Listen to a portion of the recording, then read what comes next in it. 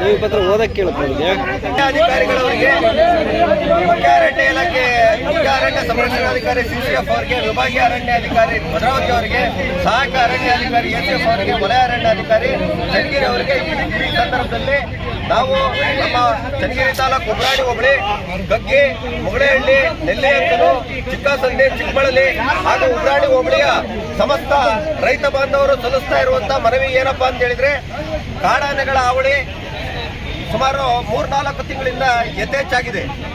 ಈ ಕಾಡಾನೆಯನ್ನ ಹಾವಳಿಯನ್ನ ತಪ್ಪಿಸಬೇಕು ಅಂತ ಉದ್ದೇಶಕ್ಕೆ ನಾವು ಅರಣ್ಯ ಇಲಾಖೆಯ ಸಿಬ್ಬಂದಿಯವರಿಗೆ 3-4 ತಿಂಗಳಿಂದ ಮನವಿಯನ್ನ ಸಲ್ಲಿಸಿದಾಗಿ ಅವ್ರು ಬಂದ್ಬಿಟ್ಟು ಸಣ್ಣ ಪುಟ್ಟ ಒಂದು ಪಟಾಕಿಗಳನ್ನು ಸಿಡಿಸೋದು, ಸೈರನ್ಗಳನ್ನ ಕೂಗೋದು, ಈ ರೀತಿ ಯಾವುದೇ ಅವರು ತೆಗೆದುಕೊಂಡಂತ ಕ್ರಮಗಳು ಸಕ್ಸಸ್ ಆಗ್ತಾ ಇಲ್ಲ. ಆ ಕಾರಣದಿಂದ ನಾವಿವತ್ತು ಬೃಹತ್ ಪ್ರತಿಭಟನೆಯನ್ನ ಎಲ್ಲ ನಮ್ಮ ರೈತ ಸಂಘದ ವತಿಯಿಂದ ಹಾಗೂ ಕಣಿವೆ ಗ್ರಾಮಗಳ ರಕ್ಷಣಾ ವೇದಿಕೆ ವತಿಯಿಂದ ಇವತ್ತು ಮನವಿಯನ್ನ ಸಲ್ಲಿಸ್ತಾ ಇದ್ದೀವಿ.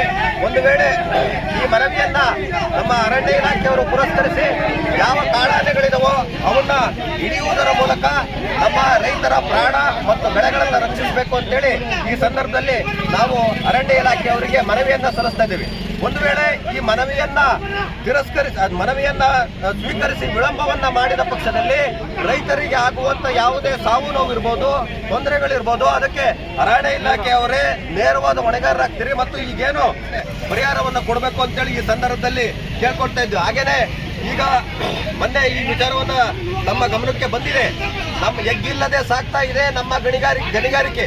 ಈ ಗಣಿಗಾರಿಕೆ ವಿರುದ್ಧವೂ ಕೂಡ ಅರಣ್ಯ ಇಲಾಖೆಯವರು ಸೂಕ್ತವಾದ ಕ್ರಮವನ್ನು ತೆಗೆದುಕೊಳ್ಬೇಕು. ಈಗ 2-3 ಜನನ ಈಗಾಗಲೇ ಅರೆಸ್ಟ್ ಮಾಡಿದ್ದಾರೆ ಮತ್ತು ಕೇಸನ್ನು ಹಾಕಿದ್ದಾರೆ.